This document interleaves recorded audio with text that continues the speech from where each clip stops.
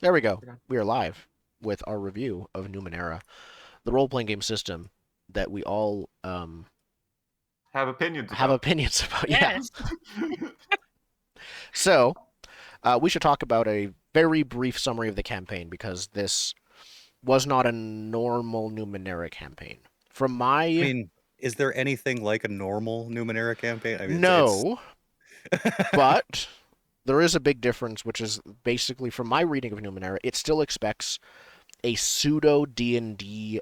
It See, D&D also expects this, but no campaigns in D&D do this either, which is like you just go around and dungeon delve and come back to town. It's more like Want to do with D&D, but people keep trying to do other stuff with it. I just want to go to the dungeon. Torchbearer. yeah. I would rather play Yeah, Torchbearer. not to say, yeah, I know Torchbearer does the dungeoning better, but like when I play D, that's what I want. Is like, let's go find the dungeon, Yep. let's go slay Well, goblins. I guess I don't. So we well, can't you're talk Honestly, about playing a any role-playing game 1990 without copy playing of D&D, D&D. especially this one. So Numenera expects us to go and actually we should probably give for those who don't know what Numenera is in the first place. Let's start there. Numenera is a game set, I think, 10 billion years in the future after several apocalypses have already happened, but then things rose and became. Basically, it is so far into the future that nothing makes sense anymore. gone full circle. Yeah, they're. Speaking of Horizon Forbidden West, but there is Science is so. magic. Magic is science. Yes, that is actually, I think, the quote that legitimately was the inspiration for this game.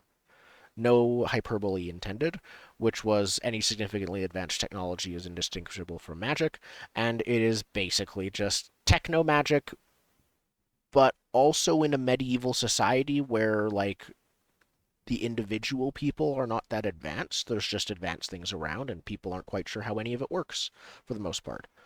The ruins in the base world, which it does have a setting that um, filled with these weird things called Numenera, which is a catch-all term for just like ancient relics of technology that do things, and those can be different things.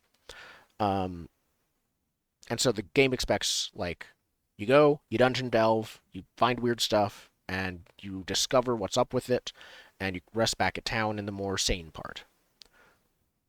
You don't have to do anything with it. You just have to find it. We'll talk about we'll talk about that later. Yeah. And that is what the game assumes. We did not do that. I would say we almost did a mini mega dungeon, which is a weird way to put it. That's fine. I like it. It was a good move. It was a short campaign that was almost entirely a mega dungeon. There was a town equivalent at the very beginning of the game, which you returned to a couple times, partly thanks to shortcuts. But for the most part, it was just the entire area that you are surrounded in is effectively a dungeon, and the deeper in you go, the more dangerous it gets. So that changes things. Um, I think that's the only like ours was set in like a ruined skyscraper-filled city, but I don't think that really changes our opinions in any way that I'm aware of. No, I think we all like skyscraper-filled cities with Yeah. mines and dinosaurs in them. So yeah. Yep. Okay. Um, so that's Numenera. That's what we played. Do you want to talk about character creation first? Yeah, because that's really what sets this game apart, I think, from a lot of other games. I agree. Because, I mean, as far as setting goes, that is still a D&D setting. Like, D&D assumes that there are ancient civilizations that have risen and fallen, and you find shit out in the wilderness when you go look at it, It you just know? shoots magic instead of plasma. That's basically the only difference, typically. With character creation, they very much went off of the rule of cool. And as you were creating the characters, at least that rule of cool really worked because it was awesome. I remember when I created a character, I had like lists of six of these things, and then 8 of these things, and I'm just trying to decide which I think was the neatest to pick. Uh,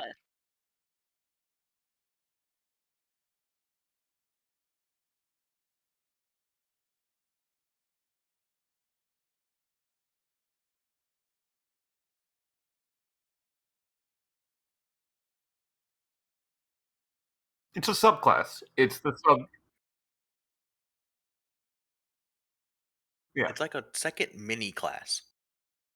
that's why I because call it's it its a. own thing. Yeah. It's the thief, arcane, trickster, Well, ninja.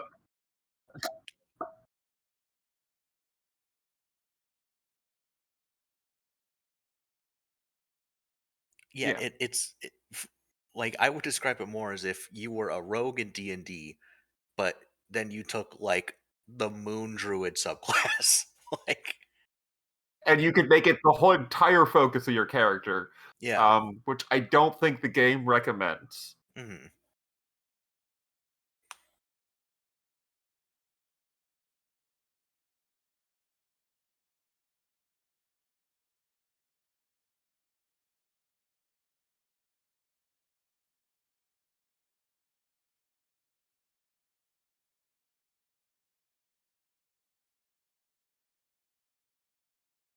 If There you were I mean, wasn't. trying to optimize, there were a lot of different options that had pretty much the same thing but was a little bit different. There were some that seemed cooler but had worse effects. So if you were trying to optimize, it took me forever. I made 2 characters.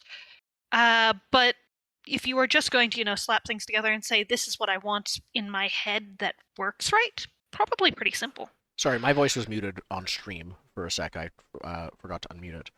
So the last minute or two have been me muted, but not you guys. fair enough. But I would say, yeah, my question was, yeah, character creation. How complex was it for you guys? And that's what Marissa just answered. I think it's as complex as you make it, right? Like, you can just look at the lists and not even look at what that means and be like, that sounds cool if I mash this and this together. And odds are it'll work, right? It's Lego. Or you could go through methodically and say, okay, I want this, this, and this. Oh, but that looks cool. Maybe I'll do it this way. So, depending on how fiddly you want to get and how specific with a concept you're looking for, Mm-hmm. it can work for anybody, honestly. One thing Yes. that was interesting with the focuses is it would say, we suggest this focus for this class or this class. And as I kept going, while I didn't like that in the suggestion, or as I was going through and creating, I'm like, no, but I want to disagree. I ended up choosing one that disagreed with my class. And as we kept going, leveling up, I recognized why maybe it doesn't mesh so well, because they really are focused on this stat pool or that stat pool, and it can be very difficult to Yeah. branch off. It's sort of a potential flaw of the game.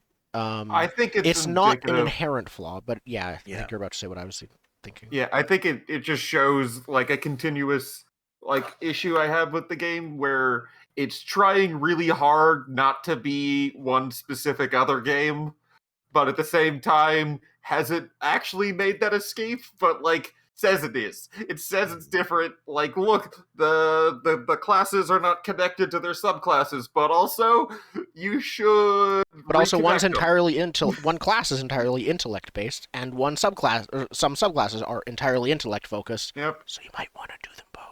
Yeah, and Yeah. then they out themselves when they do that suggestion in there. They out the fact they have not designed the subclasses to mesh with To be all of the entirely classes. modular, they're not as separate as they could be. Yeah. But they present them as totally separate entities. Yeah, I think of the group, I made the least optimized character. Really? You made the least optimized I think so. Maybe, I don't know. See, Well, because I have a different position on this, playing the jack, which is a jack of all trades. Like, Mhm. I spread my stuff around. It wasn't too bad. I was primarily interested in intellect, but like, it didn't really phase me when I had to do other things. Yeah, I think it's for me because I chose the nano, which is typically like an intellect class, right? And then I went, you know what I like to do? I like to jump in front of bullets for people. So I want to do that to be able to like redirect it, right? But it's like I was more squishy, and also I forget which one. It might have came from my protective. But because I get like a really good skill of understanding Numenera, but protective meant I was like bad at knowing things. So I kind of like nerfed myself there. Mm-hmm. So a lot of the time I just felt like I could help with blood. I tend to I created a speed glaive, essentially a speed fighter, and then because I assumed, we're never going to level up, put all of the thing into the really cool, halo of fire, and I'm like, I really like this basic effect. But if I looked at every single level up, it was int point after int point after int point to the level of, here, spend 5 int points on this. I'm like, I'm a fighter. I have absolutely nothing for int. So it would have become more and more problematic as we kept going. Mhm. So it does have a bit of that 3.5 aspect of, yeah, I built this really cool character at level 7, but now we're level 18 and I hate everything about this game because nothing works. Yeah. You just retire before you hit that point. Yep. So yeah, no, character creation is we're going to hear this a lot. There's two things we already touched on that you're going to hear a lot about this game in general on a lot of different aspects. One, it is not quite what it says it is, which happened with character creation. It is not as do whatever you want as it says it is, though it is still partially. And the other thing is, it's gonna be compared to D&D a lot because of how the game setup is. Because how the game setup is, the fact the writer is the same, and Yes. a And number of other the factors. general The player type. base is the same. They're playing to the same market too. Yeah, the player there's so many things that are similar, and it's understandable why it is. But so that's gonna come up a lot. Um, but yeah, no, character creation is very fun. Um, your character consists of 3 stats: might, speed, intellect. They each simultaneously function as a health pool and a resource to use abilities on. Um, to spend to use certain abilities. How was managing that for you guys, especially because when you rest, you don't recover all of it automatically like now with years of the 5e popularity I think a lot of us might be used to. The So I concept of go ahead. getting our head around it, I think, was the biggest trick there. Trying to figure out, okay, wait, it's both of these things, and what pool is this coming out of, and how is minimizing this pool going to affect? Once I got that concept, it kind of worked. It just took a lot of time getting there. One thing I was worried about approaching this, I had only played a one shot before, was that in an extended game you'd get into a death spiral, right? Or where you just weren't regenerating enough points to be able to keep going against increasingly bad threats. Um, that was mitigated a little bit, I think, by the fact that we had some healing going on, which you don't necessarily have Yeah, it wasn't in like every group. you took a healing skill to be able to do that. Yeah. um Um, what else was there? but but it's That I couldn't interesting to be me. stabbed by anything. That's Yeah. yes, your unbreakable skin effectively. Unbreakable scales rather. Scales? Shark teeth skin? It's It's shark it's like skin. skin. Yeah, Yeah. it's like a catfish kinda like Okay. that kinda skin. Um, but one of the things that's interesting about using these pools as a way to both fuel your abilities and a way to track your stamina basically, is that if you get into a fight and you spend effort, which is draining your pool to try to overpower things, there's over time there's gonna be exhaustion, right? It's everyone's spending points and you're getting closer and closer to 0. But I don't know if that makes for good combat because technically, if I've got a high speed pool and I just start kiting the monster around spending my speed points, he's got to spend his speed to catch up with me and I just wait until he hits 0. You know, it's a weird strategy that I kind of like the fact that it can happen, but it would take so damn long in the game, it would be stupid to try. Something that we never got into that I actually really wanted to, despite the game having no rules for it. I was really curious to know how PvP would work. We obviously didn't get there, and it would have been a challenge and a half because how do you do it when the player always rolls? But those types of, like what you were talking about, of kiting a person around, because players and our stat pools are different than the enemies and their stat pools, I'm not sure that would have worked for an enemy, because I don't think they could have actually used their points like that. I don't know, Spencer. But the level of that interaction between the characters was fun. As far as I'm aware, Could have been. enemies can't spend effort like PCs can. As Okay. far as I'm aware.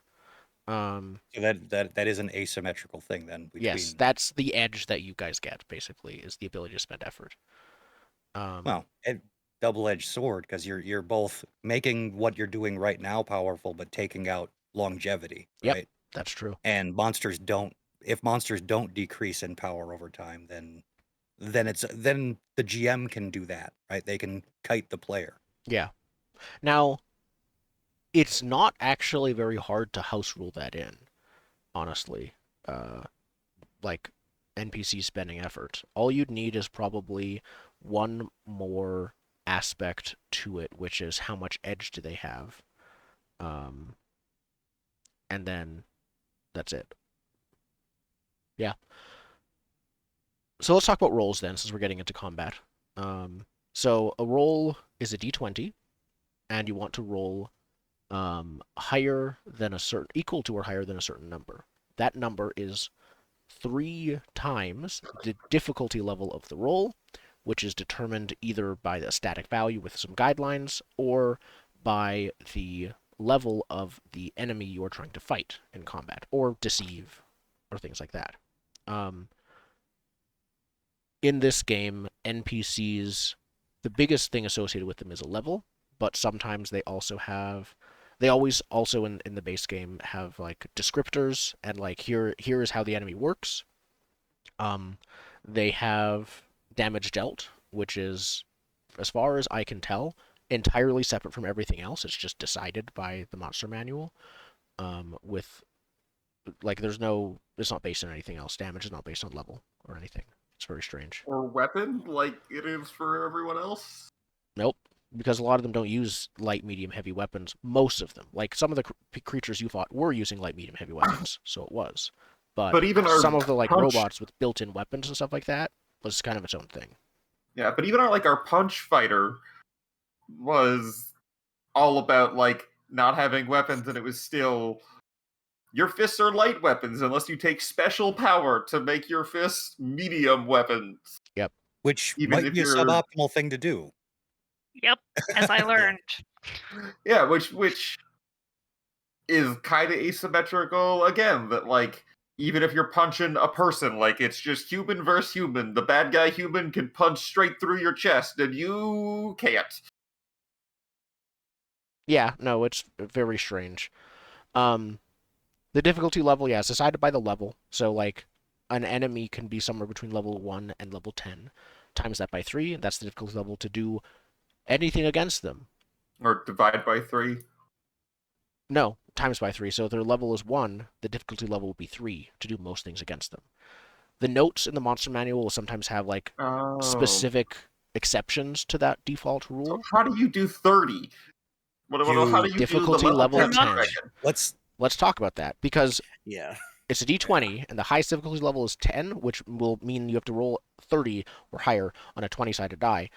However, there are many ways that you can reduce that difficulty level. Help, bonuses, training, skills, assistance, items, things like that can reduce a difficulty. Marissa, in fact, in our last session, reduced a level 10 difficulty roll down to 4, and as you told me later, probably should have been 3 if you did your math right.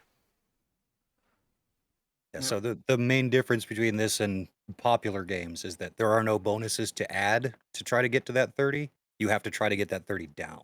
And all of those bonuses are effectively a bonus of 3. Hot take. This is just someone trying to revitalize Thaco, and that is it. It is just Thaco revised, applied to everything. It's a simplified Thaco.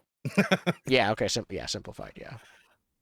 Which there actually was things that we could do to add numbers to the dice that were like semi-little bonuses. They were apparently very rare, and in our game they never came up. I just overread the rulebook. Okay. That feels like someone originally had the idea where you could add dice, and then they later made the executive decision we're not adding dice, but then they didn't go through and edit it. Because if everything else feels super uniform on the you only reduce. Yeah.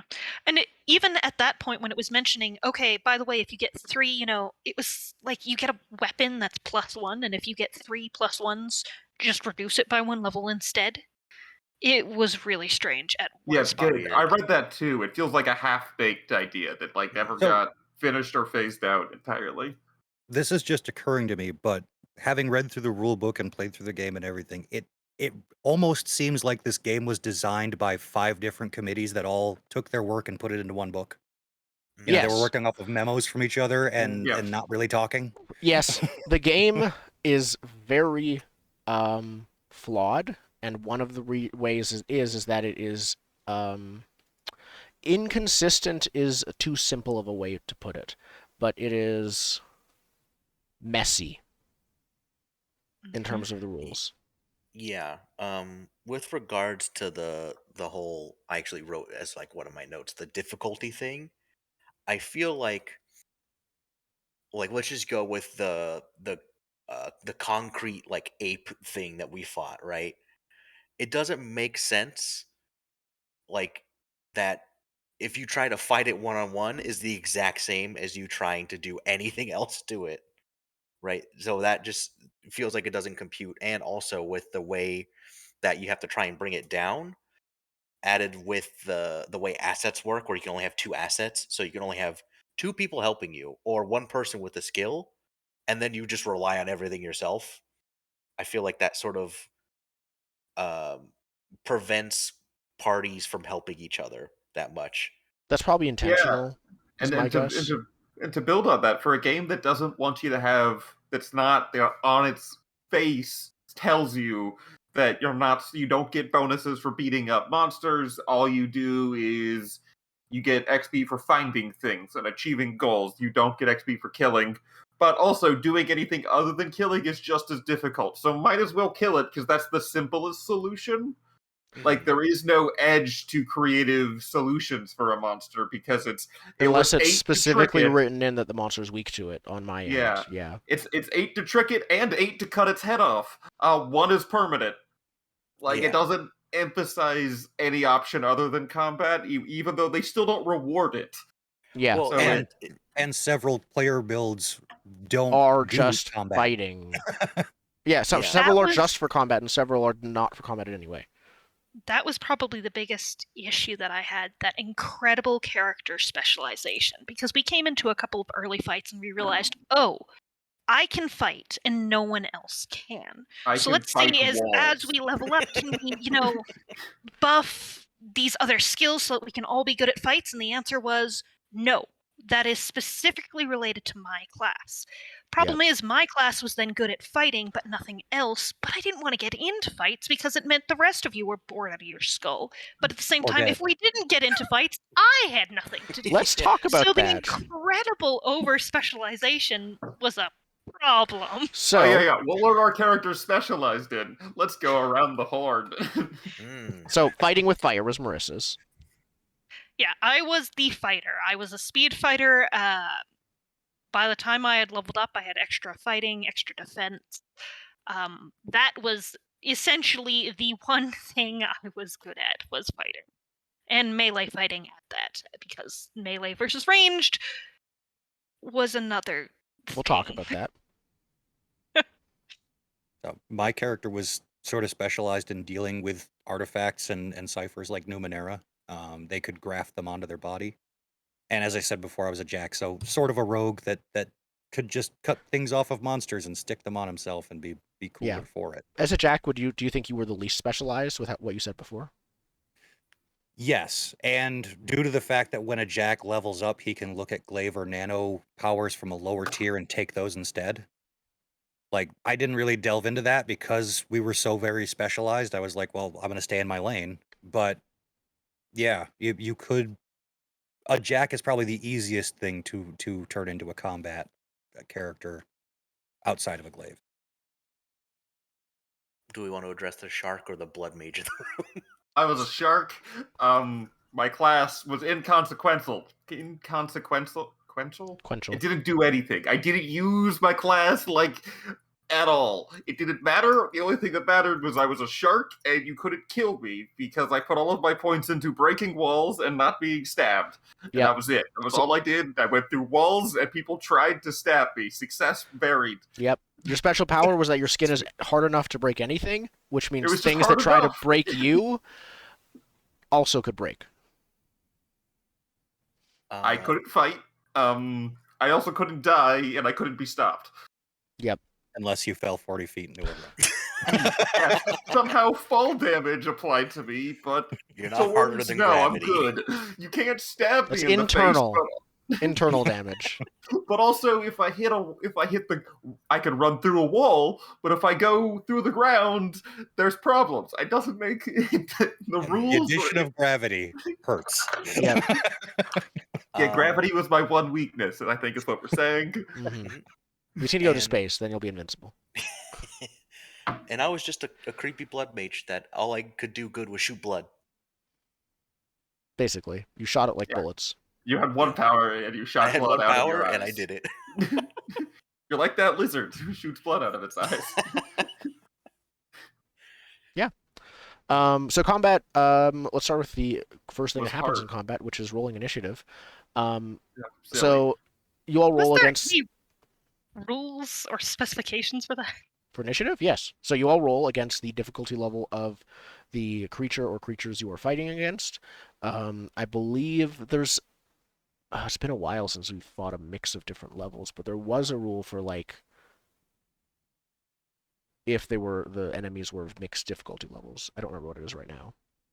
But Which either way, if you succeed, you go first. If you fail, you go after them. All NPCs go at once, but if you're before them, you can choose which order you're going in, and if you're after them, you can choose which order you're going in amongst the others who are after them. okay. So I like the simplification of before monster after. Like that's fine, but it's the same thing I said previously about monsters and their one number. Is that if you have the big stone guy, why is he as fast as lightning? Like how does there's real drawbacks of the combination of them trying to oversimplify combat, or not oversimplify, trying to have a simple, fast combat because the game's not supposed to be combat focused. But then let's say the monster committee didn't get that message and they made it clunky again by having one number so you can't logically understand it, so you have to just flip through the rules the whole time. You can't have a big, heavy, slow thing with that's still dangerous. If it's not dangerous, then it's slow. If it is dangerous, then it's fast, and that's a single axis, not two. Mm-hmm. Well, and again, you did say that you can put stuff in the stat block that can specifically modify that, but at that point, having to go through every monster to do that, that's a lot of work. There is an exception field for this review and for this campaign. I intentionally used pretty much only creatures from the monster manual, with some reskins, maybe. But even that was not common. Things like the Nevigin you encountered, straight out of the monster manual, basically. Yeah. So, as far as I could read from the ones I did look at, initiative doesn't have any exception to level. That's not. It's usually things like it's very good at seeing things, which was horrifying because it was a level 7 T-Rex that was level 9 to perceive things, which is just a horrifying monstrosity. That was not the one you saw. That was a different one. There's another T-Rex? No. In the monster manual was a T-Rex creature. I think I removed the extra perception bonus from it when I put it into our campaign because I thought that was kind of silly. Yeah, it's like, here's this dangerous thing you want to hide from. You really can't hide from it. Also, it's super fast. Like, what do you do then? Also, it's fast as lightning. You can't hurt it without God helping you, and It's smarter than you. Yeah. So it's the oversimplification thing. That's one of the very few monsters I tweaked to make that work. Yeah, eventually, everything in this game has to devolve into we just drop a building on it. Fuck it. Yeah, we burnt down a Yeah, building you don't to need fight C4. them. You just have our shark person run through the foundation of the building until it falls. Because that's easier than hitting it over the head or trying You to can trick run it. through a Both of building, those but two not a actions robotic are T-Rex. harder than running through a building to drop the building. Yep. That is mathematically true. That is Yeah, so the in game doesn't. Numenera. in It's where the Numenera. narrative meets the combat in some ways. Yes. Well, it's where the Was a lot- simplified Narrative meets the system in game general. meets- Yeah, the system clashes, like we've been saying the whole time. It clashes Yeah. between oversimplified and like overly complex in a weird Yep. meld. Yeah, no, there are still attack and defense rolls, both made by the player. When the monsters act, the players defend. When the players act, usually, the players make the attack roll. Both the same difficulty level, which we just discussed. And I found everything was a bit too tanky to be enjoyable. Well, it's that difficulty level thing, because the D&D fix for it is armor class, where like the bear has a lower armor class than you, but a bazillion hit points. And this, the bear has both a bazillion hit points and the same armor class as you. And damage mitigation. There's also damage mitigation in the game, as well as effectively armor class with the difficulty level. So oftentimes a regular enemy, the one of the flock, for example, took 3-4 hits to take down sometimes, depending on how much damage. Usually 3, but that's still like a lot, honestly. And because of the way the difficulty level works, either it would be, okay, this is so easy that we're basically guaranteed to win. It's just a matter of waiting it out until we hit them enough. Or the opposite of, we can't win, we just need to survive. I don't think that happened really. You did run from most of those, and we didn't really do combat. But I don't think there is really a sweet spot because of the over specialization. What would be still really easy for Marissa's character would be virtually impossible for everyone else. And Like, any way of fixing that is going to violate verisimilitude, right? Yeah. Because your characters are going to have different difficulties, and as you get better, the things you're doing have to get more difficult in order to be engaging. Yep. So I don't think combat works. We tried the range band system. It's, I think, just like in Genesis. Yeah, the Star pretty Wars. much just like in Genesis. I didn't like it there either, so No, I don't like it here. It's The best range band system is Ryutama, because it's an egg.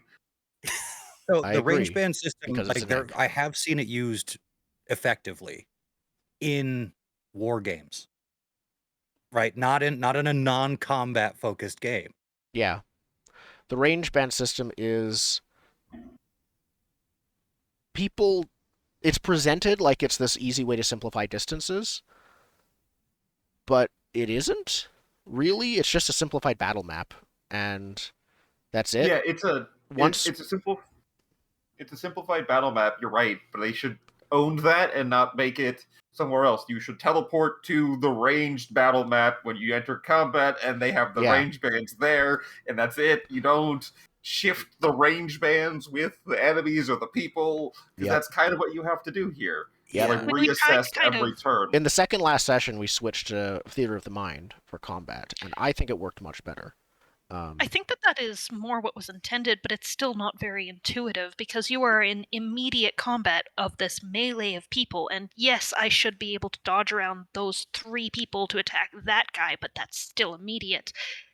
Which, it really, really, really requires you to be picturing everything in your head, and if you're picturing everything in your head, you're automatically kind of putting it into this range combat because you can't keep track of all the other people that are on the map. Suffers from D&D-isms of very specific terms for when you are allowed to act, in terms of this is the range of your weapon, this is how far you can move, things like that.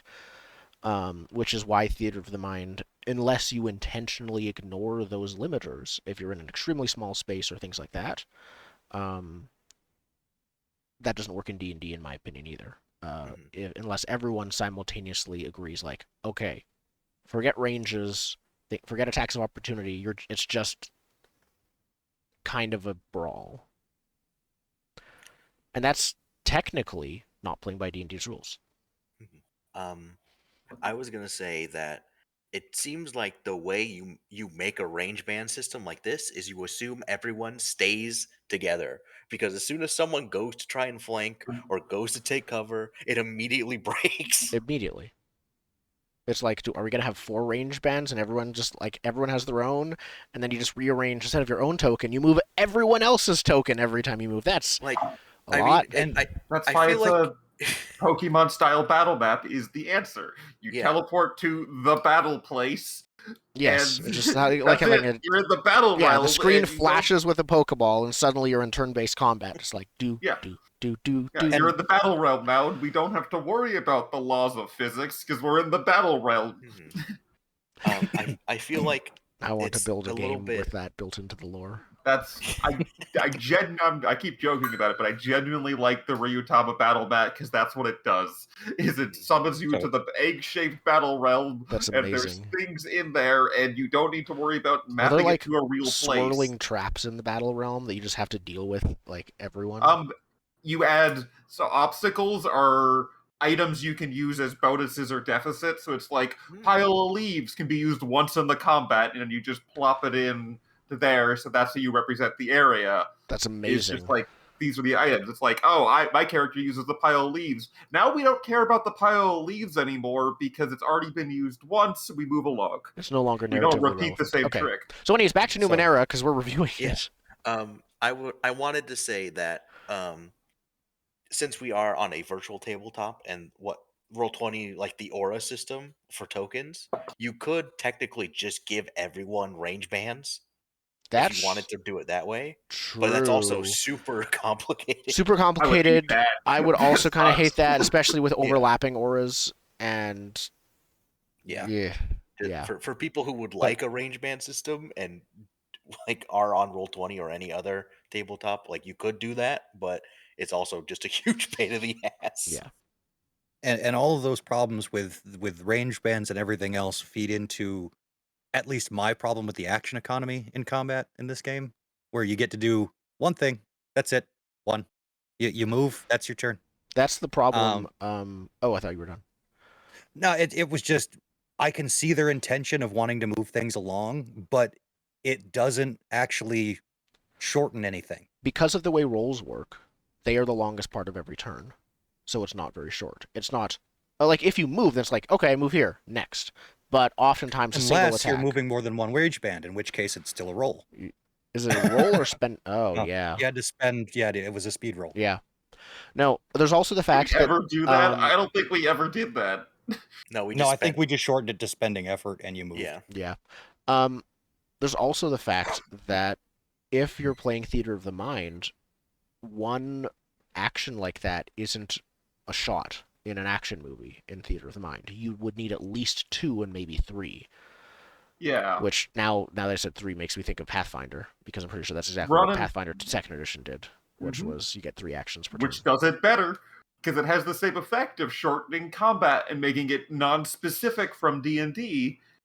But it's enough where you could run and punch someone in the face. It's not, I run up to him and now it's his turn. I run up to him and he says, "Oh, you're already here. Have a punch to your face first."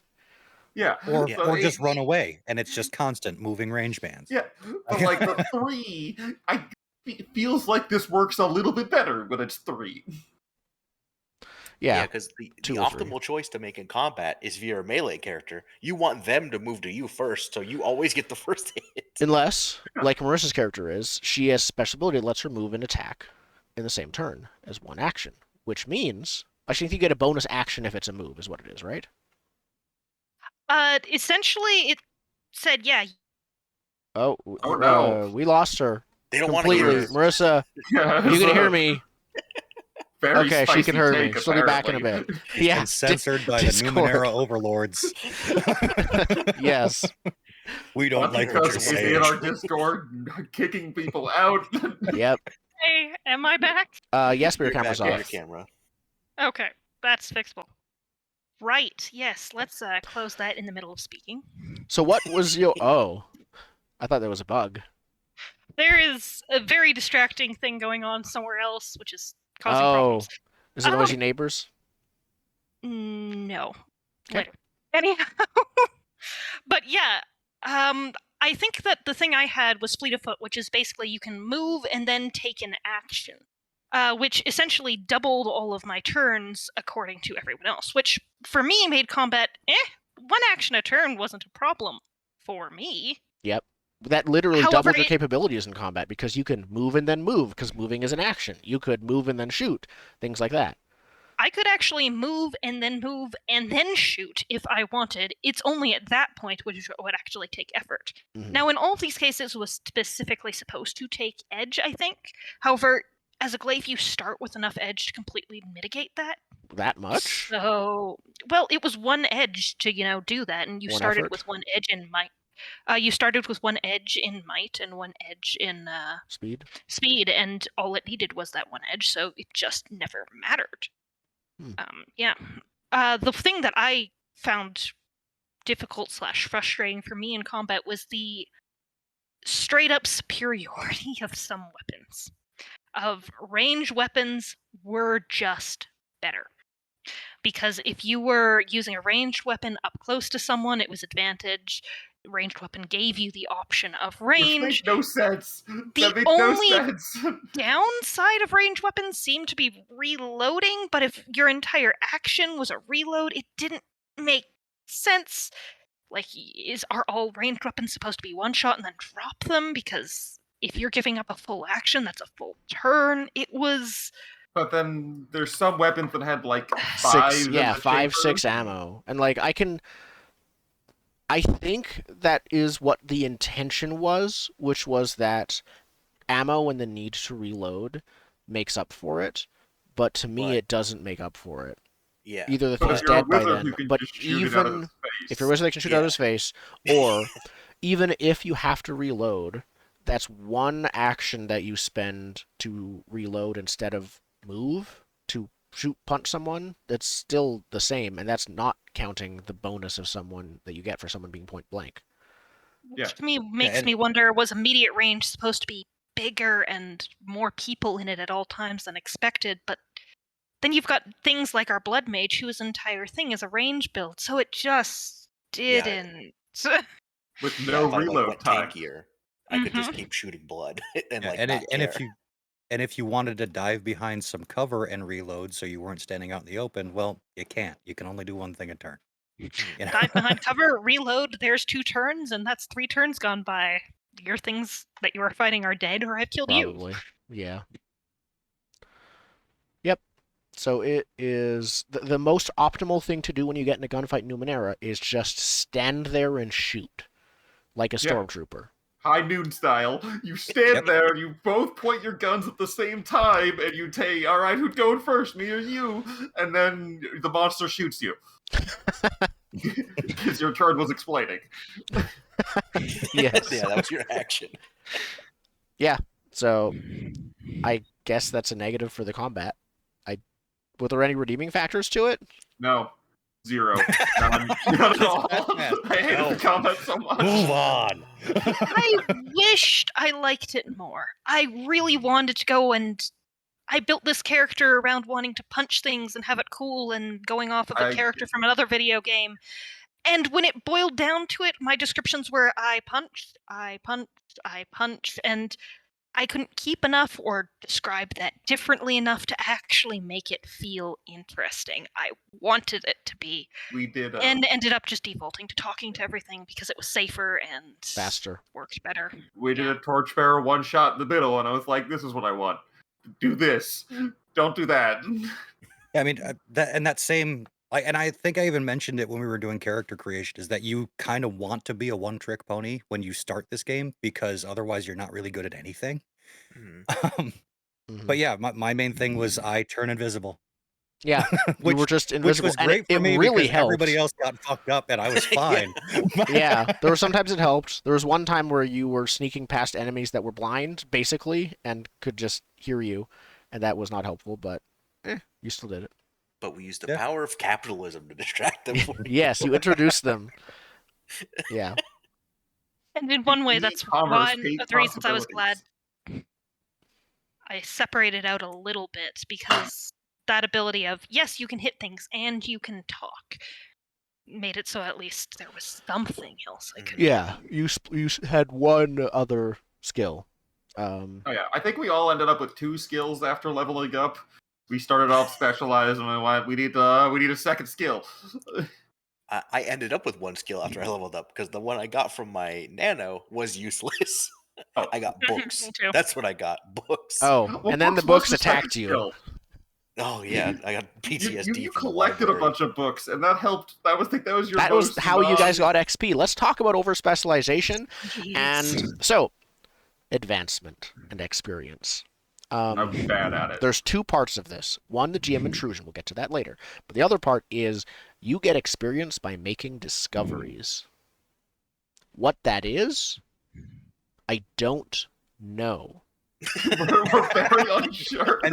And so everyone's perfectly clear. That's the GM saying this, that they don't know what the discoveries are after having read the damn book. The way we ended up yes. playing it was discoveries kind of are, you roll the Numenera, you understand the thing you discovered a little bit more. Which, I mean, you could take it like that. You could take it like, look, I found a whole bunch of mold. Is that a discovery? Well, you found it. We didn't quite Yeah. go with that. We said, okay, you need to dig a little deeper. However, one Yeah. of the problems with the you need to dig a little deeper is at least 2 of our party have inability to understand things. That was my fault, So though. I as built a them that way. It was you too, but it was me as well. I just never bothered. As a glaive, you pick an entire class, and I could fight, but apparently I couldn't get XP. You were just dumb. Because it gave me a literal inability to get XP with the way we played what discoveries were.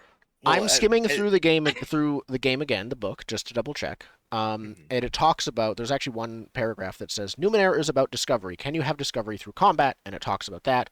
And No, you can't. We learned that. even the book says yes, by overcoming the obstacle to reach the discovery. So you kill the Oh, monster. so the monster is in front of the actual discovery. You don't discover anything by just fighting the monster. This feels like That a is loot literally table what it at the says. back of a monster. Several of the monsters have loot tables. That's Yep. why. You don't kill it. You're just removing it to get its backpack. Yeah. You don't need to kill the monster. You just need to loot the monster. But Oh, how no, do I you- loot it without killing it? No, You that's need to on do you. as Yeah. much effort as killing it anyway. So why wouldn't Because you it's a kill level it? 7 monster, Exactly. right? Okay. Yeah. It's a level 7 roll to sneak past it. It's a level 7 roll to steal from it. It's a level 7 roll to stab it. Yep. So yeah, It's just when you stab it, you have to stab it way many more times. so there is a section here on discoveries, and it's not helpful to me. I'm going to start reading it word for word. Discoveries are the most open-ended of all types of Numenera. The things that are too big to be gear, but might still do something cool.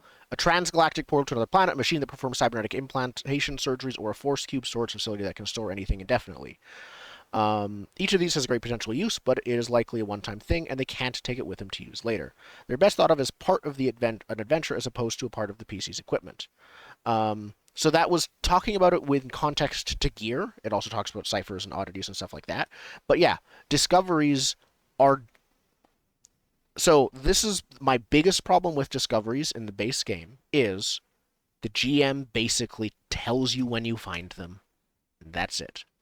Yeah, I don't like that either. It means you cannot get XP on purpose. You can lose it by purposely not investigating, but you cannot intentionally make yourself better. Correct. You cannot achieve anything It's without the GM graciously handing you the gift of a discovery. Mhm. And you have to kind of read your GM's mind to also know where to even look for those discoveries. The fact that you needed to make a knowledge check and the discovery was technically needed for understanding, that was one of my changes, because I wanted at least some effort to get XP. Better than you see this mold, get XP, cha-ching kind of thing. Yeah. So it seems Yes. like base game, it's a discovery in the sense that Columbus discovered America. He just stumbled into it. right? Yes, actually, that's basically what it is. It's already there doing its own thing, and you just kind of walk in and get XP. Um, there is this is probably doesn't make sense less. Like it doesn't make sense, or it makes more sense in the base game setting, but it makes nonsense less nonsense when you keep in mind in the base game setting the assumption is there are points of dungeons with like a single discovery in it, and that's it, as opposed to our mega dungeon with several kind of grouped together. Um, and so getting to discovery, we usually at the bottom of the dungeon was probably the intent of the mini adventure.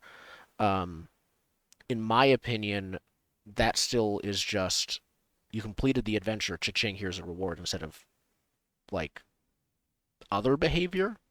Hmm. And it's also not clear about that. That's like me reading into it. It's not explicit about that expectation. There's something very strange about you get rewarded XP as long as you can still move and see things. Like, Yes. because that's really all it takes. Yep. It is. There is a portal here. You are now stronger at fighting because of seeing this portal. What if you buy a And- little drone and you just sit in and- your basement? Right? That, by the rules of the game, would get you a lot of XP. Yeah. All right. Numenera Drone Commander is our next Yeah, campaign. GoPro. Actually, technically, you hire about a bunch of different adventuring groups and just have them all put on GoPros and have a live video feed with like 9 monitors. There we go. You just XP siphon from the. Well, it's not. It's you all get XP if you all make it equally. So you don't even take it from them. You just also get XP. Well, what's funny, I think, doesn't it say discoveries, the whole group gets 1 XP? Yes. So really, you only need one person to do that, and the whole group will get XP. Yep. Okay, so you stick one person in the room and have the rest of us split off, and Yeah. Yes. Exactly. Everyone takes it's, their own money and does this whole thing that's- themselves, and then individually. Yeah, we're and joking. that's how you make but actual party. the main advancement mechanic of the game, discoveries, is, in my opinion, just a slightly not polished. That's actually the wrong word. Slightly repainted milestone system. Oh, yeah. Yeah, especially if the original intent is like, you get a discovery at the end of the dungeon. It's like, you get gold at the end of the dungeon. It's like, Okay, but the gold at the end of the dungeon, you get XP equal to gold, is so much more in the player's control Exactly. than in the Game Master's control. The Game Master has a valve they can turn, but the players are like, no, we hollow out the sheep, we stuff it with gold, we drag it back. It's Whereas this is basically just, oh, you showed up to the game on the day we happened to find a discovery? Have an XP. Mhm. You know? really? Aren't the discoveries the friends we made along the way? Isn't that? No, you don't get XP for them. the friends, Don't get don't- XP friends for aren't it. worth shit. Friends, Yeah, you the mean big fellow frustration meat was that shields. Milestone skin restone of the entire game supposed to be about discovery. Good, so the GM is the only one playing Yeah. the game? And give the GM absolutely no, Guidelines? because, guidelines, mechanics, yeah. anything like that. They're just like, hey, let's sprinkle some shit in there. You know what you're doing. Yeah, no, I just to double check, I'm reading, reskimming the book and just like finding literally word searching, the word discovery. Yeah, discoveries, have them. What's a discovery? You figured that out. That's on, the discoveries in your heart. We're going to give you a couple of loose examples, and from then on, it's up to how much your players are bitching at you that they haven't leveled up for you Yeah. to give them XP. There's a personal note on discovery and discovering new things here, and yeah, it just means finding new things. The personal note it says an I assume it's Monty Cook, but it talks about it just specifically like, yeah, give the players XP for doing a thing, and that's the thing they will do. Except it doesn't seem to realize that the players don't get to control when they find a discovery. To be They fair, can there is control whether one they other... search for one in a normal setting campaign. To be fair, there is one other XP mechanic which was goal-oriented, which is set by the players that we did not use because it was a Yes. short-form game. Yes. Were those goals the ones that were randomly generated, or was that not? No, I don't think they were random. Like it was just a thing in there that you can have like a goal of helping someone in the town, and if you do that, you get an XP for it. Yes. Was that the goal we technically did of we're going to take out the birds and then ignored? Yes. Yeah, that probably could have qualified if we were paying attention. There is one thing I forgot. You also get XP for every time you discover an artifact, which I did get that the one time. the one time, but I think you discovered more than one. No. No, I think we Artifacts just were had supposed the, to be super Okay. rare, so we just Then got yeah, the only the- one. Just the one. where- Then you're right. the empty field generator. Was that it? Yeah, empty Well- field generator. Artifacts. Actually, I was reading back through. There is a role for scavenging or salvaging, one of those two. There is. And there is a difficulty in a result, and you get an artifact. Yep. There. It is possible to go for an artifact. Yeah. Really like to talk about ciphers and artifacts, but Artifacts, let's I think, have finish done off better. the XP Well, yeah, we'll talk system about that. That's almost first. entirely separate from the rest of the system, but that's Yeah, the which thing. I also don't have positive feelings about the ciphers. Yeah. So, that- in addition to discoveries, we'll talk about ciphers and artifacts afterwards, Yeah. but we're almost done advancement.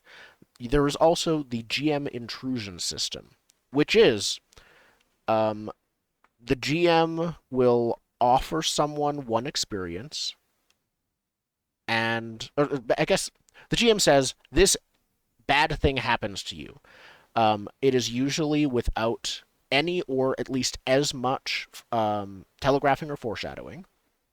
It usually happens to one specific player, either only or primarily. That player can either accept that intrusion and gain one experience, as well as hand another experience off to another player, or reject the intrusion by spending one experience, which means you always want to have one on you. The game has advice of doing about one intrusion per hour in the book for the GM. How was that for you all on the receiving end of these intrusions? Did you do it once an hour? I felt like you didn't do it that often. I did it slightly less often than once an hour, depending on if there was a decent one in mind. But yeah, I did it 3 to 4 times per session, I think, usually. Some of them were small, Yeah. some of them were rejected. I didn't mind your intrusions, but I feel like this is a mechanic where a less experienced game master could really get on everyone's nerves constantly with the intrusions. You have no idea what some of the Like- examples are like. Some of the Oh. examples are, yeah, you trip up on the monster on its tail and you miss your next turn, is the intrusion. Oh, that's so bad. Oh, Yeah, but like fuck you could yourself. do Yeah. tasteful, like relevant intrusions, which it felt like you made a real effort to do, or you could just do, well, your shoe's untied and you Yeah. trip into the T-Rex's mouth. Oh, no XP. I guess you die. And that's it. Yeah, GM especially intrusion, everything explodes. Everyone So, dies. The you're reason I'm done targeting you with. is because you die first, but everyone dies. Yeah. Add Especially an with XP to avoid the meteor. especially with the changes you did, because we would get XP more often. I feel like you said with the discoveries thing, right? Yeah. It was a lot easier to go like no, but I'm imagining if you're playing it strictly by the book, a lot of the times you're not gonna have XP to say no to intrusions. I Yeah. never did. I never had XP when I hit an intrusion because I was like, I want this to level. I don't care about all that other crap. I don't think Yeah, Indigo so had I was just XP like, bring it anytime I on. offered him an No, I intrusion. never had XP because I kept having to use it to not die.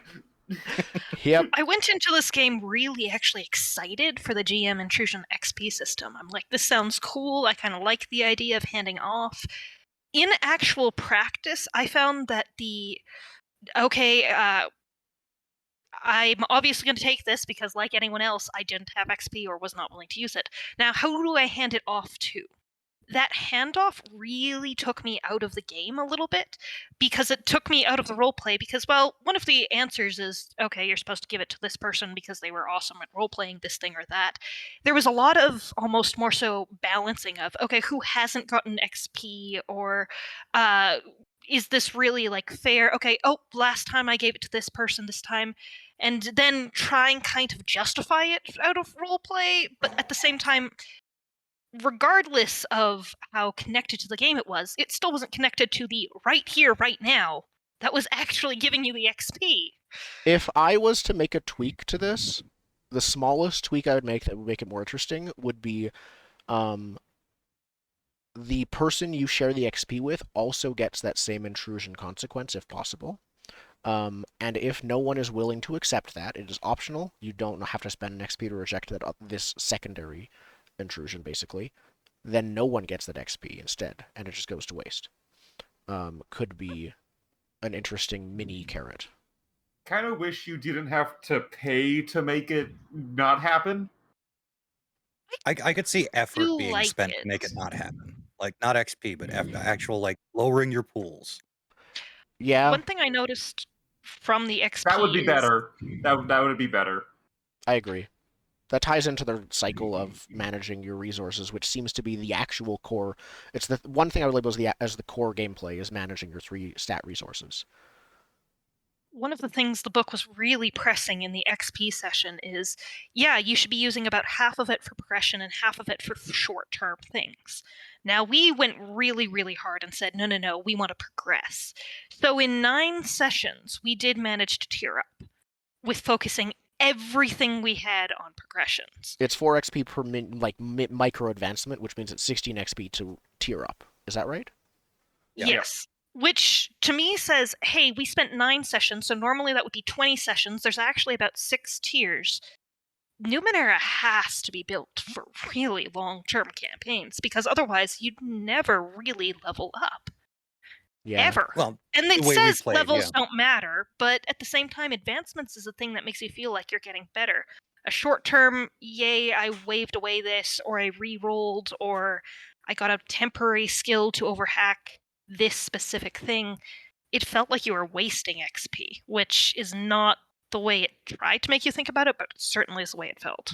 Yeah, But, and but to that point, like, because the discovery system is so fudgy, like, you can do whatever you want with that. You can't predict You it or could know what the consistency is. Yeah. Yeah, but it's sort of a gas pedal that the GM can rely on to be like, well, let's level up quickly, and here's a bunch of discoveries. Mhm. You know, yeah, and I feel like with the way the system is laid out, like the difficulty system, right? That you're going to want to spend those tier ups getting more skills for yourself that you can apply to roles to make things easier. But then at that point, you're like, well, I'm not really helping the group. I'm more helping myself. It's this weird, like, catch 22. The intrusions feel like another one of the failures of committees. It feels like someone read Apocalypse World and went, you know what, hard moves are sick, and then went, how do we make hard moves happen in D&D? Like, not saying that's what happened, Yeah. but that's what it feels like. They went, oh, this is a good idea, and they just kind of they made this little thing that feels totally separate from everything else. It doesn't feel connected to the main XP mechanic. It doesn't feel tied into the main play structure. Yeah, it's its own separate thing, basically. Yeah, it's a mini game, but a mini game that is more elegantly done in other systems. Mhm. and it's a little late in the review to do this, but I think we need to put a caveat in here that at least I don't think I don't like this game as much as it might seem I don't like this game right now. Same. Like, the game is good. Yeah, A I'll lot play of the game again, things the it's fine. game does well, we are almost overlooking because we are used to those types of games that are doing it well now as a part of it. We're jaded to it. Yeah, I don't think jaded. We're just take it for granted, basically, the things it does well. It is not that bad. It does a lot of things well. It's like it's a game. It's a game. Just is a game. My favorite part it does the thing. is the thing it does flawlessly, or almost flawlessly, is the concepts and ideas in it. It is, as I said, the character creation is evocative. A lot of the game is very evocative, as we have been talking out here. The execution leaves a lot to be desired, and even that, to a degree, is probably because we've played a lot of other games. I don't actually know what year this came out of relative to Apocalypse World, because that was kind of we can just that was Like the almost original. that was a revolution with indie role I playing mean, games. Of, Apocalypse World came from, not that I suggest anyone ever go to this website, but came out of like Forge stuff. it did. And I feel like that this kind of comes from the same soup, even if not directly an inspiration. Yes. I think I'm talking about with Apocalypse World and the games that followed in its footsteps, people became more aware that games can be cleanly specialized to all in a certain direction for a certain tone or feeling. Yeah, this game has not accepted that truth. Yes. That's what it So- feels like. This is still a game that's trying to be every game at the Yeah. time. I have Oh. the years. Okay. So Apocalypse World came out in 2010, I believe, Okay. according to Google, and Numenera, according to Wikipedia, came out 2013. That's Numenera 2 came out in 2013. That's Numenera 2? Yeah, that's the one we played. The Destiny Discovery. There's a previous edition, and I'm trying to find. And also, Apocalypse World existed in weird zines before it did in like a published game. So the timelines are similar. Yeah. Yeah. Oh no, I'm fairly- wrong. fairly This close. this one came out 2017, 2018. Sorry, I looked at a different website. Okay. Okay. Wikipedia's got 2 coming out in 2017 to 2018. Okay. Okay. So But yeah. if we're talking about concepts, the other area, the character creation concepts, those are really fun. The other place where I think the concepts was very exciting and the concept at least was cool was definitely the ciphers and artifacts. Execution then again was, as with everything in this game, very different than the idea, unfortunately. It's basically like, who doesn't want little magic items all the Yeah. time? Little magic Right. items, constant magic items are great. Having One-use to magic record items are a actually whole interesting. page of notation for a one-use magic item that has 4 different variables attached to it, less fun. Roll for Yeah. every small magic item's level. I don't care. Just give me the apple that blows up into purple What smoke. is the and most that's all- memorable that's one item you sentence. have? Because I think I know what it is. The most memorable magic item across the entire Oh. campaign. The trinkets, the rickrolling. The Rickrolling Crystal was the most That was just Which made up memorable. as wasn't a a dumb magic. joke. That was an oddity, not a cipher, and You we are made correct. it as a dumb joke. And it's But way that's better the than any thing. other item. It didn't have all these details with it. It was just a I think it was like just a hummed a humming song. crystal was what it Humming said. crystal. And I interpreted that as, oh, it's not humming like a buzzing sound. It's humming a song. And then I chose Rick Astley. Yeah. And there But we go. if every item was monster. that, it's a level 1 bomb, and that's all I wrote about it. Then we have some context there, Yeah. and we make it that.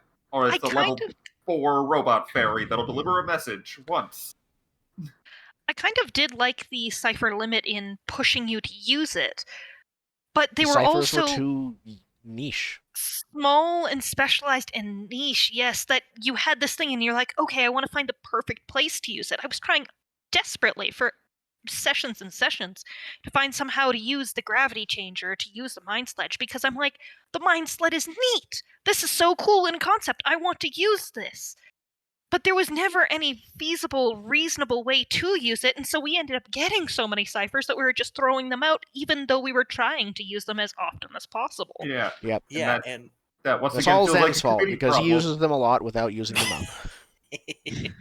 That feels like a committee problem again. There was the guys that designed the inventory system that went, you can only got 4 of these, otherwise you're carrying too many magic items. And then the guys that wrote the magic item list, you would be cool, single-use, hyper-specific items. Let's make 200 of hyper-specific items. Mhm. well, even No, with I think that, if we were... Okay, yeah, you go first. I'm just wondering what Oh. would happen if we remove the inventory limit. yeah, I was gonna say, even with that, you want to use them in the perfect scenario, which typically is when you're fighting a monster. But it doesn't matter how you tackle a monster; you have to deal with its challenge, right? You roll against the same number. Yeah, you roll against the same how number, cool so your it doesn't magic matter, item like- is. If you tried to use the mind sled on like the concrete gorilla, right? He's super smart. Knows not to touch it. It's like He's so, just as strong, fast, and violent, And smart. sturdy. Mhm. Yeah, it's smart and indestructible. It's all the same number. He's Yeah. 10 Yeah, smart that's a because problem. he's real big. That's a big problem. But yeah, no, in the book, it actually clearly and explicitly says the reason why this limit is here is to prevent players from hoarding ciphers. In my opinion, the reason why players won't use ciphers is because the ciphers are not useful outside of specific situations. That's not needed. In my opinion, if you want to play this game, remove the cipher limit, because it allows players to, I think, remove it or at least raise it a lot. I'm just imagining if you remove it entirely, it allows you to just like, oh, this is cool. I can't wait for 20 sessions down the line when I use it and it's really cool, instead of having to hold on to it for 20 sessions. Yeah, or Well, that limit, though, is half a soft limit. Because, I was limited to carrying 2. And if I carried 3 at the end of the day, I'd have to make a roll on a table. And I think I had a 40% chance of nothing happening. Yes. Perfectly fine. So, even with it is a there soft is a limit, risk you're reward. right. But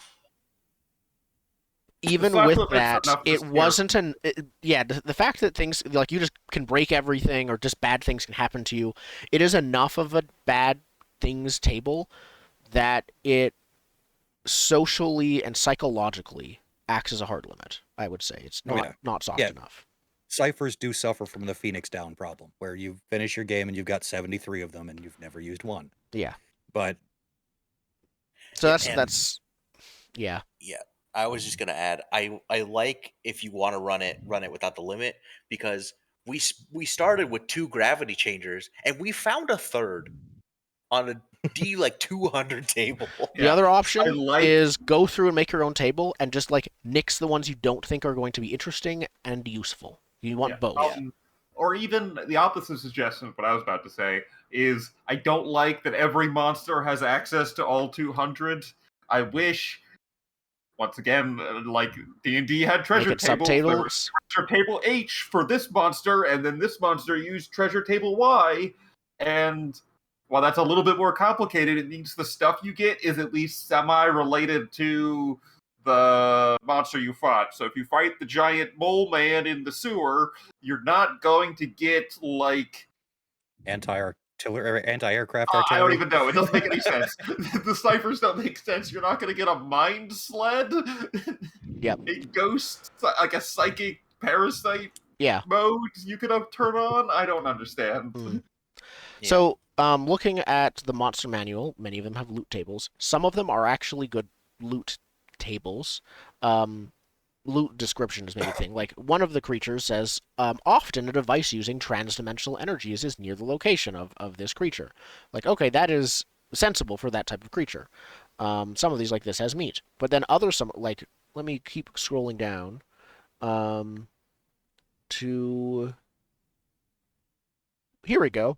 This creature has mechanical and biomechanical parts that produce 1d6 plus 4 ciphers.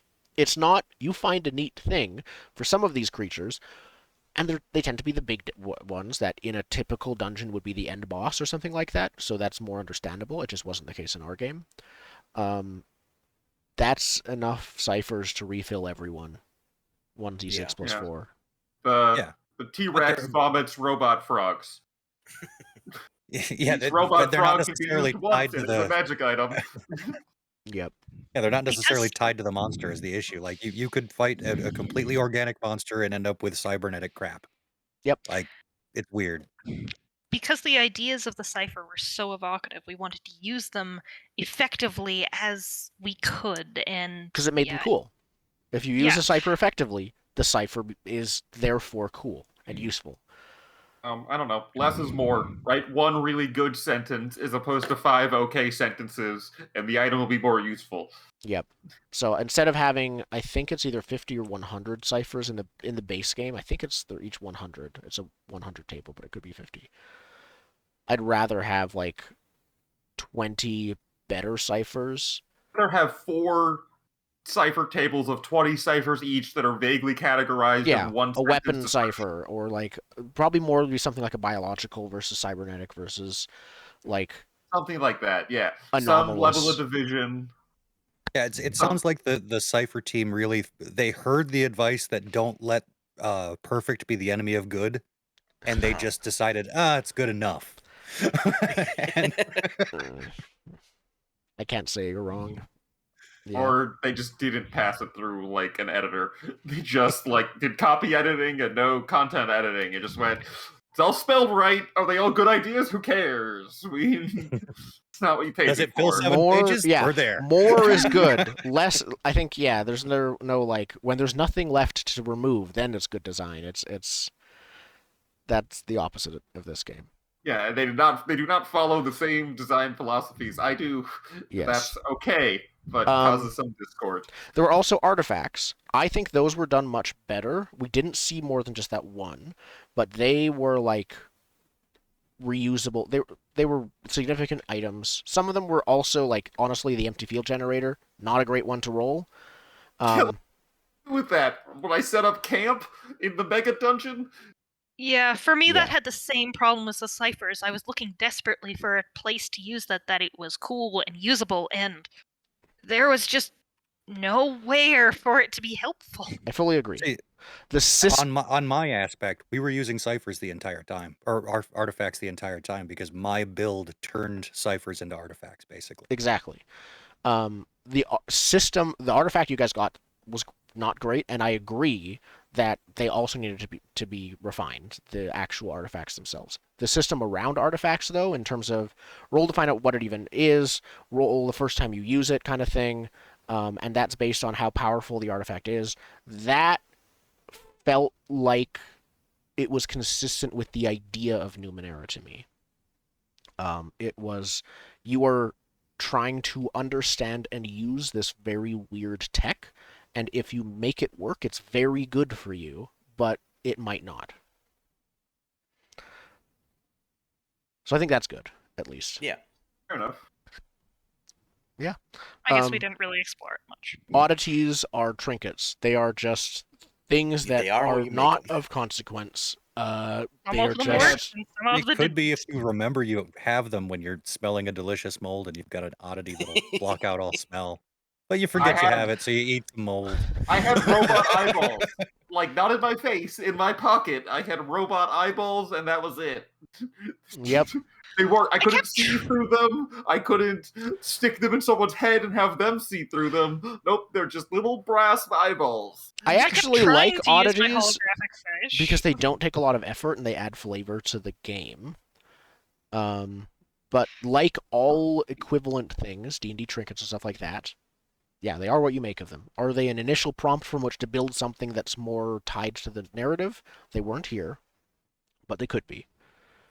Nope, these are trying to use them almost like ciphers. We would use them as, this thing is neat, how can it buff our roll?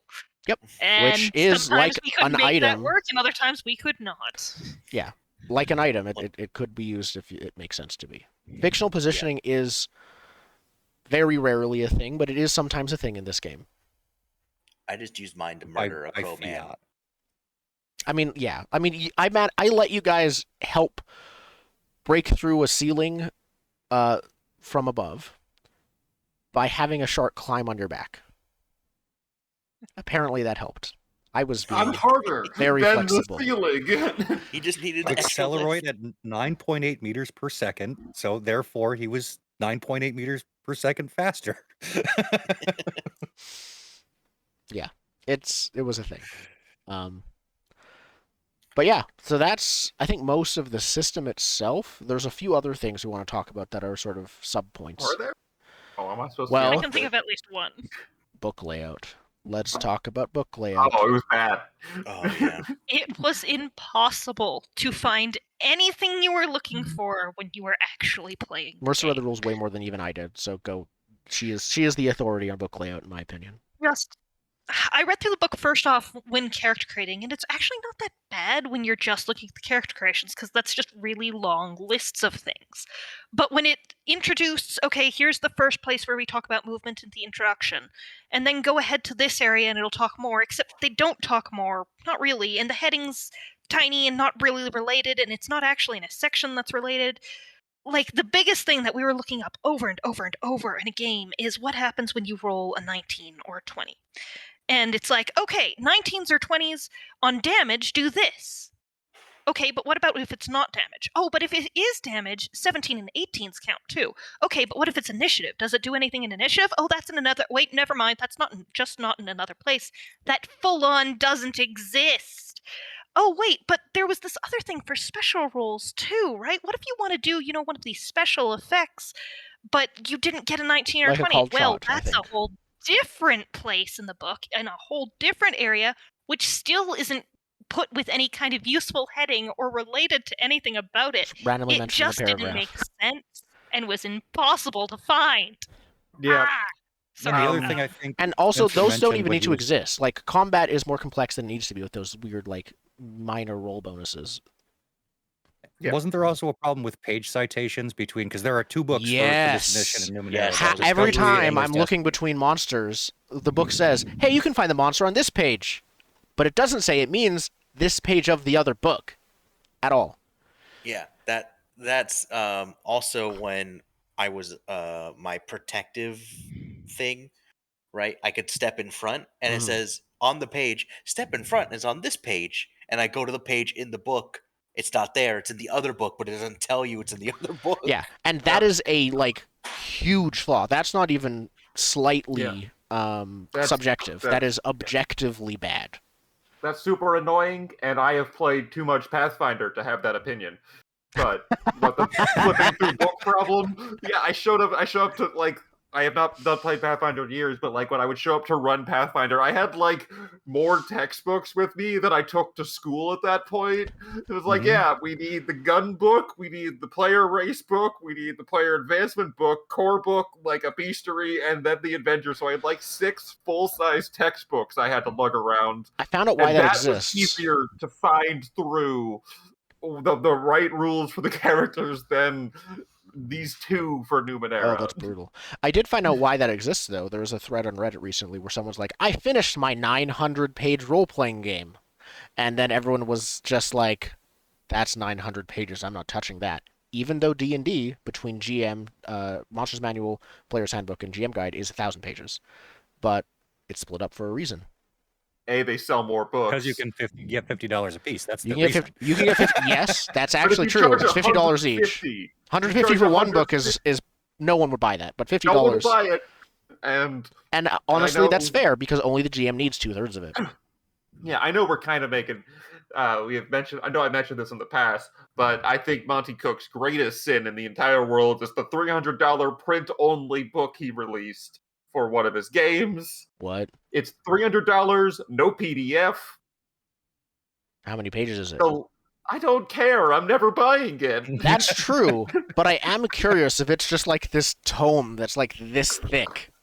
But yeah, no one's can justifiably afford to play that game. It doesn't matter how nice the materials or how thick the book is, you've made it inaccessible at the $300 price point. If it's more than some people's rent, not an acceptable game price to like market as a game. It's a luxury good at that point. It's a it's a collector's edition. But you're saying that for that game there was only that version?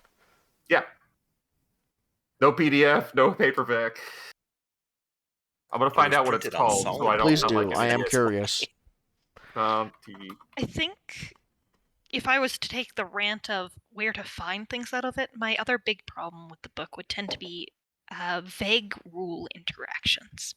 Or it's a really cool idea, but how exactly does it work? I can think of 2 things. One was the step ahead, the step in front of someone, where we're like, okay, does this take an action? Does this not take an action? Because as we've talked about in combat, that's a huge deal, but you're usually not doing it on take your up your whole turn. It's someone else's turn. So how does that work? And another case of that was the fire powers that I had. It says it deals 2 damage in melee. Okay, is that all of the time? How does... I mean, I know I have to turn it on, but what if... It was just a lot of unclarity around this thing, that thing, and how do these interact, and the reloading. It says this has to reload. If someone takes a point-blank shot at you, that's technically a range attack. Therefore, your fire that it hurts someone who makes a melee attack against you doesn't hurt them. Is one example. There are some games in the past I've played that use a sort of a different approach to initiative, that kind of thing. It's sort of the same thing you do here, but before like mechanics are invoked or you roll anything, everybody announces their action. Like you go around and announce your action first, then everybody rolls. I think that would work well here, especially if you allowed the players to say, announce your actions and then determine the order. Yeah, especially as the initiative is essentially broken up into before and after. Yep. Yeah, so everyone's on the same page, and you can strategize once all actions have been announced, but you can't change the action. That could So work. work with what you got. That's our what is it? We played the board game. Gloomhaven? Gloomhaven, at least that's partially how it works. You're allowed to strategize vaguely until cards are revealed, then you can strategize specifically. Yeah. Yeah, no, it's role-playing game layout is difficult because you're trying to lay it out for two audiences. The first-time reader who just wants to kind of you want to start with the like what is this game and how do I get started? And then the referencer, which is every other time someone is reading it. But you can't ignore either of those. It's very hard to like to the point where making two versions is what some people do in terms of like GM screens and reference sheets and stuff like that is what lots of games do, including myself, because it's not that feasible to make a book that works for both intents. It's not, I think, impossible, depending on the game. It's just very difficult to make one layout that works for both. You'd have to have like end of chapter summaries of the and reference guides at the end of each chapter or something like that, and effectively put both together. But Numenera specifically stumbles over itself because it says it has a lot of things that say they're fiction first without using that terminology. And then also has very specific mechanics, especially in combat or how dice rolls work or things like that, where it says, no, the mechanics, it's not fiction first quite, in terms of you can only be helped by two assets, or like there's a lot of things that are very mechanics focused in the game. Yeah. But then the mechanics themselves aren't consistent or clean enough to stand on their own anyways. So 2 points. I looked it up and I was wrong, but only wrong as of recently, not as of release. The game is Invisible Sun. It was released in 2018. It wasn't until 2020 that they had a PDF come out. That's so wild. The thing I'm remembering is from like 3 years ago at this point, but it originally did not have a PDF, and that was like annoying because it was only the really expensive box set. But since they have released a PDF, it does use the Cypher system, which is the Numenera system. So it's Numenera with a different skin in a $300 box, which not to say you can't release an expensive box set, it just seems if that's a the bit only pretentious. product, yeah. Yeah. Now, one thing I might want to point out here is that since this game did evolve from a game in 2013, it might have been developed at a weird point in RPGs, I right? agree. Because if this game was made after Blades in the Dark had achieved some success, I think the idea of fictional positioning and everything else would have been more cemented within a community, and they would have had a better way of mechanizing it. Discoveries should be a claims grid. I want to make a Blades in the Dark Numenera game. That is all. Ooh. Like a Numenera game, I think we have to do a Blades in the Dark, our weird setting game. Like a Forge in That's the what I Dark meant. A of Numenera. our own weird setting. Yes. And we could draw inspiration from Numenera because we used it in the setting, but not so much, we don't need to hack Numenera into Blades. That seems like a not fun endeavor. Yeah. I didn't mean literally hacking Numenera into Blades. I meant make a Blades game that is Numenera in and like that style of weird discovery Weird science. discovery focused. I had been thinking about it sometime during the campaign of like, what if it's specifically your groups of scientists and your like crew playbook is who your sponsor is and who's sponsoring the science, and they're all different. Or like it's a thing. In the dark. We could do a weird collab. We could all just sit around and make a nightmare game together. That could be a thing we could do this weird like eldritch researchers and have it be a thing. We could, if we really want to be cheeky, we make that committee problem and we crank it up to 11, where we set out ahead of time. We intentionally have the clashing committee problem where we each have an assignment and we're not allowed to comment on the other person's assignments. Yeah. Okay. You handle like playbooks. I handle the basic core gameplay. You handle like the claims and advancements. One person handles Okay. like the world. I And there think is we no make it editor. All of it more. just gets put into a document and printed. Fuck it. Yeah, We treat it We hire like a a third college party group to do project. layouts, Yeah, that sounds about right. so we don't know how it's arranged either. We roll 1d5, and do we call it that's like who goes played first. in the dark? You can just Game call in the that dark. chaos in the dark. Yeah. Cyberblade and the purple grass or something stupid. Character made- creation, the last chapter in the book, you know. Yeah. Yes. No, every I'd fourth literally page. call it. We made 5 parts of a role-playing game and stuck them together in some sort of Frankensteinian abomination. The role-playing. Or we could do a good job, but both are on the table. I have a feeling that the second one would I don't leave us think more that's up to us. frustrated in reality. But yes. The good job would probably honestly be easier to do. Mhm. But yeah, that could be a group project we could work on if we wanted to do that. I would do That'd be too very much work funny. on it. So Do we have anything else to say about Numenera, or is this like the shortest review we've ever done? I mean, I'd we're rather at play. an hour 40 minutes, but yes, Yeah. still Do you want to do hot take and then rating? rating. I think so. Who do we recommend it for? I would recommend this game for people who are used to just D&D and don't want to go too far from it instead of trying something else new. If you're trying to like sell this game to your group who just like, no, I'm happy with D&D, maybe this would work well for like D&D but sci-fi. Yeah. I'd also kind of direct it towards people who really like the idea of superhero games or superpowers more so. Because each of those classes we did feel like, yeah, no, there's your power. Work with it. Yeah, I For agree with those. For myself, I'd say any GM should have Numenera on their bookshelf because you can flip through the monster manual and put that crazy shit into whatever actual game you want to play. But as of this moment, I don't think I would. It's a good game, don't get me wrong, but it's not my game. I don't think I would ever play it again. I think I agree with that. Yeah, I'm in a similar place. It's not really for me. I would rather play second edition than play Numenera. This If game I want to play like it's not like overly complex, but also not complex. Like and D&D adjacent, at least D&D adjacent from the modern D&D. Like Numenera in 5th edition seems to be the same distance away as 2nd and 5th edition. Yeah. Numenera is like a teenager of a game. It is like trying all these new things that it thinks are like no one's tried before, but actually everyone's some kind of of them are tried it good before. ideas. And some of them are like, yeah, no, cool, but it is a very imaginative role-playing game system from the perspective of someone who's only ever played D&D. And you need to have a really good game And- master to make it fun and That's true. playable. And from that Like, it's- perspective of someone who's only ever played D&D, it's like actually really out there, like just how the rolling system works and things like that. Yeah, But- but you need a really good guide.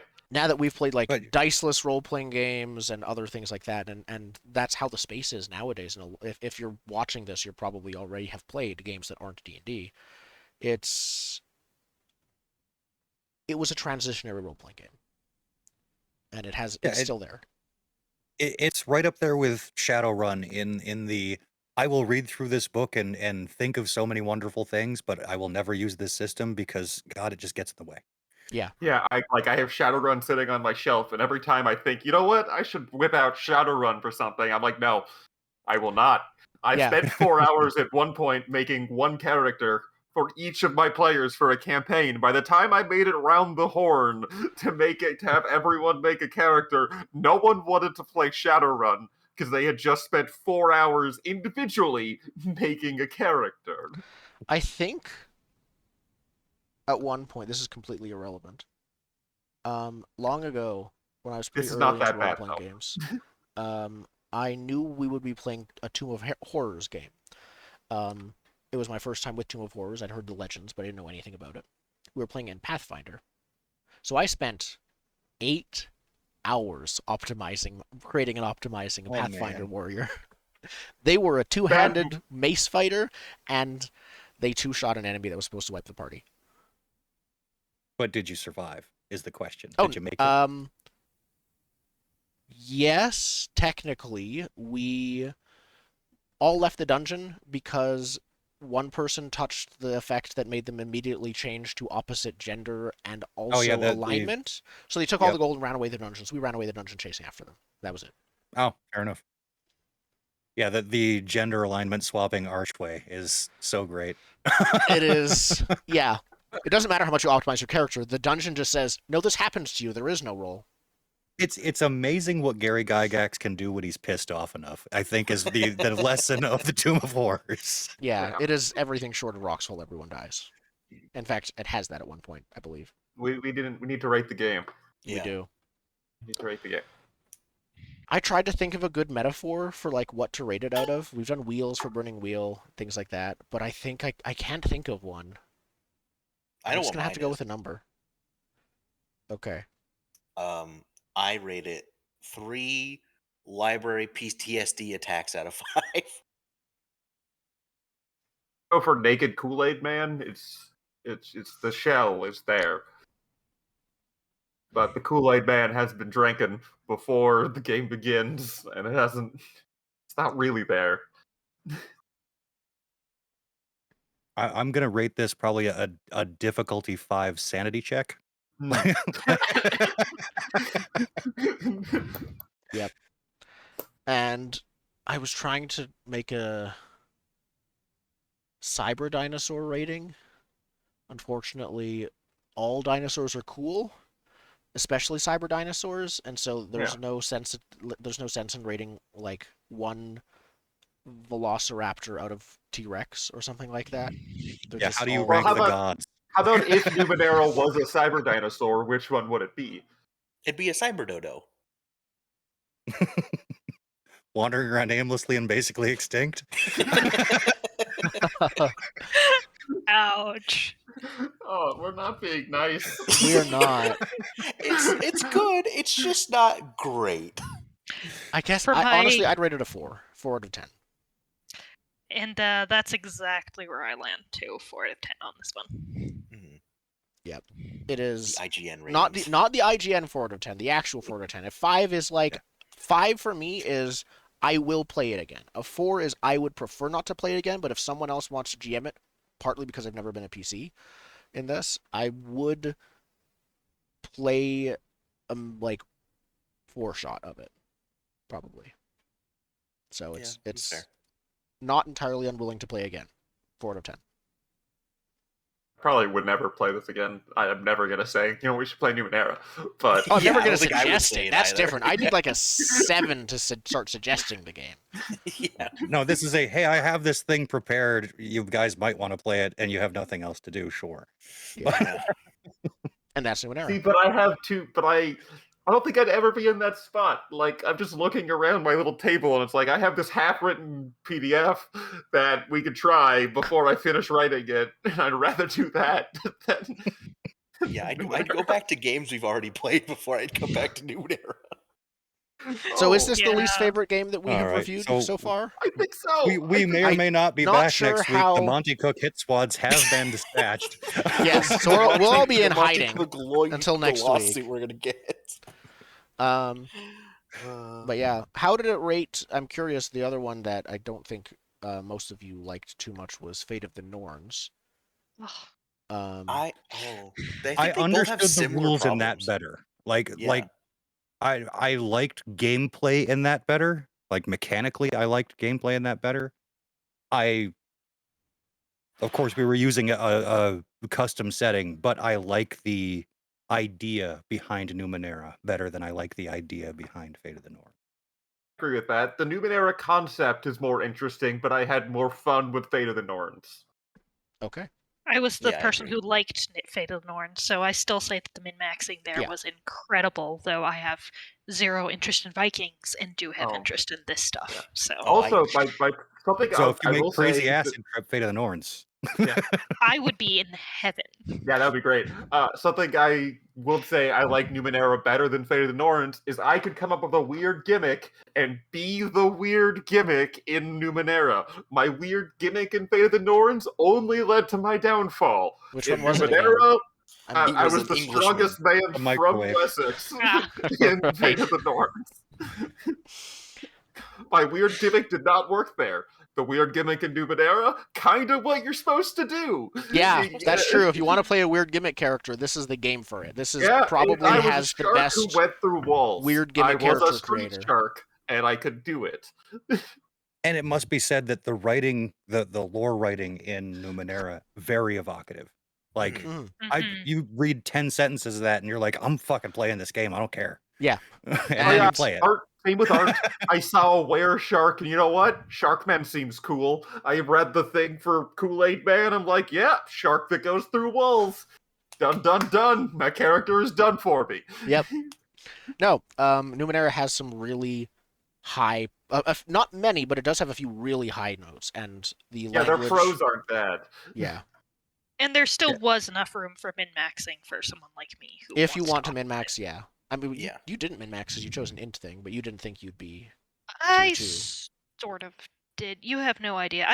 It did take me 4 hours to create this character, but that's not an abnormal amount of time for me for any game. So I try to make this is character creation preferred. as fast as possible at this point. Mm. Because I die so often anyway. It's just whatever the fastest, most expedient method of pumping out a passable character in any system is the one I use. Character I creation want is a my favorite character part of creation any table, but it always pumps out like weird characters that are weird enough that they never blend together. Yeah. We need like an AI that picks your character.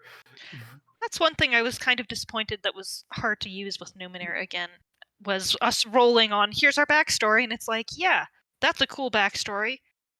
That never came up. Just Never because doesn't it matter. didn't really play to it. But Doesn't matter, I'm a shark. Okay. yeah. Well, I think that's our review of Numenera. It's Yep. been almost 2 hours, but that's fairly standard. Yep. We had a lot to say, as we do about any role-playing game this complex. I think the only shorter ones was the video that is no longer available, sadly, about the Gold Hack and Hot Circle, but that's because that was 2 games. Cars, you We like better. Bezos! Yes. But we also recommend those. Yeah. We're gonna take a short break and then come back. I don't think we're ready Yep. for Red Market Session 0 today, but we'll talk about it.